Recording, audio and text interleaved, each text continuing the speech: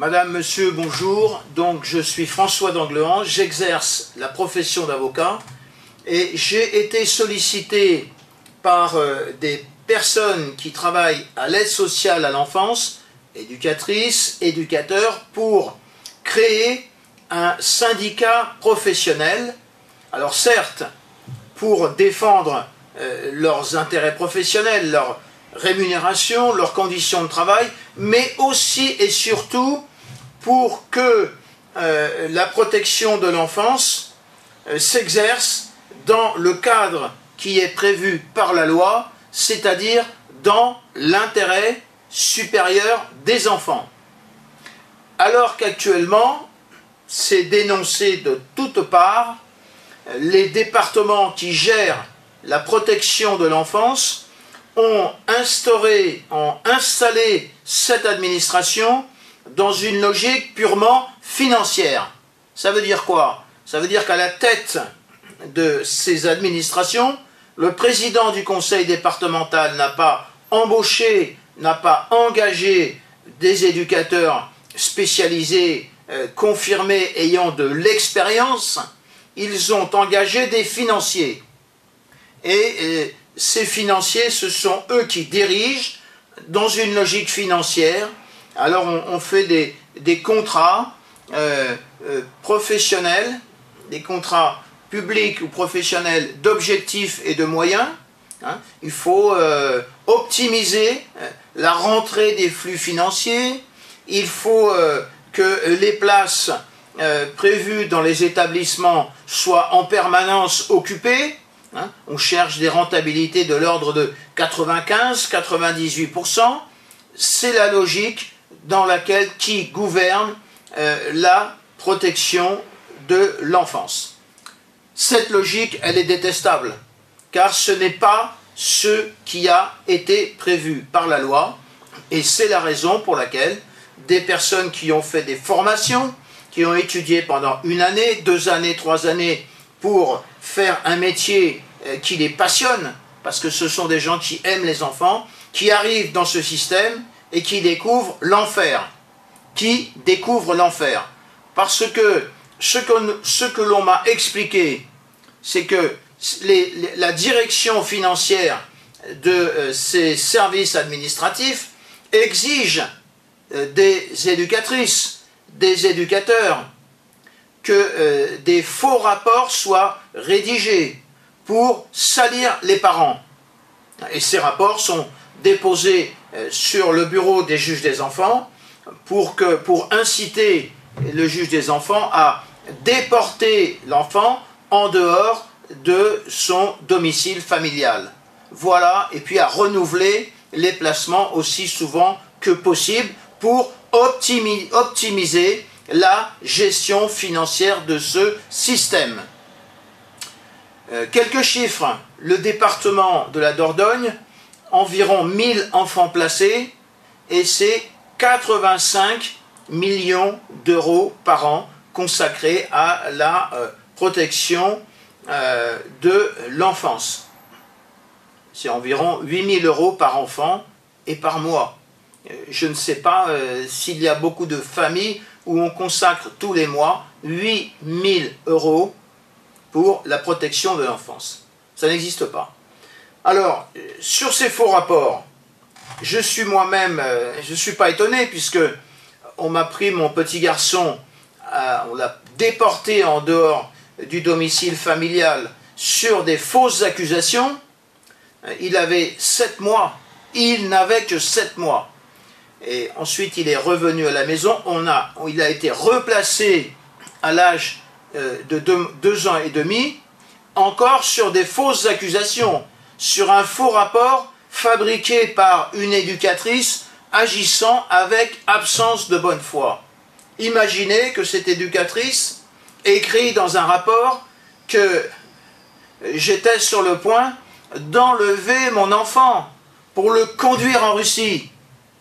Mais je ne parle pas anglais, je ne parle pas allemand, je ne parle pas russe, je n'ai pas de passeport, je ne connais personne en Russie, je ne suis jamais allé en Russie. Donc voilà une éducatrice particulièrement malhonnête qui a fabriqué un faux rapport dans le but de priver mon fils de droit d'hébergement avec son père. C'est très grave. Eh bien, les gens qui commettent ce genre de faux témoignages vont se retrouver devant le tribunal correctionnel. Et donc, les éducateurs, les éducatrices qui m'ont consulté ont dit cette situation est impossible. Donc, il faut qu'on mette en place un syndicat professionnel pour nous protéger de ce genre de situation. Alors, ces placements, ces déportations d'enfants en dehors de leur famille, et ces placements dans des familles d'accueil, quelquefois dans des foyers de déportation, ça se termine souvent très mal. Ça se termine par des enfants qui sont restitués à leur famille biologique dans des cercueils. Un enfant est décédé en 2023 dans la région de Bordeaux, il avait 5 ans. Une autre enfant a été retrouvée pendue dans un foyer de la ville de Paris, elle avait 11 ans. Une enfant a été retrouvée pendue dans un foyer de la ville de Pierrefonds dans l'Oise, elle avait 10 ans. Une enfant a été retrouvée pendue dans un hôtel à Aubière, vous imaginez, elle avait 15 ans, placée dans un hôtel par la direction de l'aide sociale à l'enfance. Une enfant a été retrouvée décédée à l'âge de 14 ans dans la forêt de Fontainebleau. Et vous avez encore une enfant de 4 ans qui a été retrouvée décédée dans un foyer à Sucy-en-Brie, un foyer dirigé par le président du conseil départemental du Val-de-Marne. Et puis on a encore une affaire récente, le 16 juillet 2024, Carla Elisabeth est décédée alors qu'elle était sous la responsabilité de l'aide sociale à l'enfance. Il s'agit d'une jeune majeure. Elle avait été déportée en dehors du domicile familial à l'âge de 15 ans. Pendant 3 années, elle n'a jamais pu revoir sa mère, une situation désastreuse. Elle devient majeure, elle est toujours dans une famille d'accueil qui est d'accord pour continuer de l'héberger. L'aide sociale à l'enfance n'est pas du tout d'accord, exige qu'elle aille dans un appartement qui lui a été fourni avec une sorte de contrat jeune majeur. Voilà, elle s'est suicidée, enfin c'est ce qui nous a été dit, elle se serait suicidée, elle a été incinérée, et le président du conseil départemental de la Dordogne est très généreux, hein, il fait partie de la gauche mazoute certainement, et alors il a à titre tout à fait exceptionnel, il a payé le cercueil et l'enterrement. Des situations dramatiques.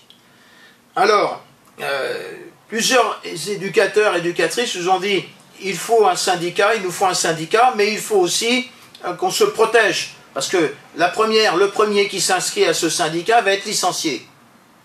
Alors, pour surmonter cette situation anormale et spéciale, il est possible de s'inscrire à ce syndicat de manière anonyme, c'est-à-dire sans que votre employeur puisse savoir que vous êtes inscrit à ce syndicat. De quelle manière? De manière très simple. Vous allez passer par un avocat tenu au secret professionnel, vous lui payerez une petite cotisation, 8 euros, 10 euros, 12 euros, et il vous inscrira au syndicat sous un numéro. Vous serez inscrit au syndicat sous un numéro, et c'est une situation qui va protéger votre anonymat vis-à-vis de votre employeur, le président du conseil départemental. La situation est apocalyptique. Donc il faut aujourd'hui vous organiser. Ce syndicat est créé par des personnels de la protection de l'enfance. Rejoignez en masse ce syndicat pour défendre vos intérêts, vos rémunérations, vos conditions de travail, mais aussi pour que la protection de l'enfance remplisse sa mission, c'est-à-dire le bonheur et la protection des enfants. Voilà, à bientôt, merci, au revoir.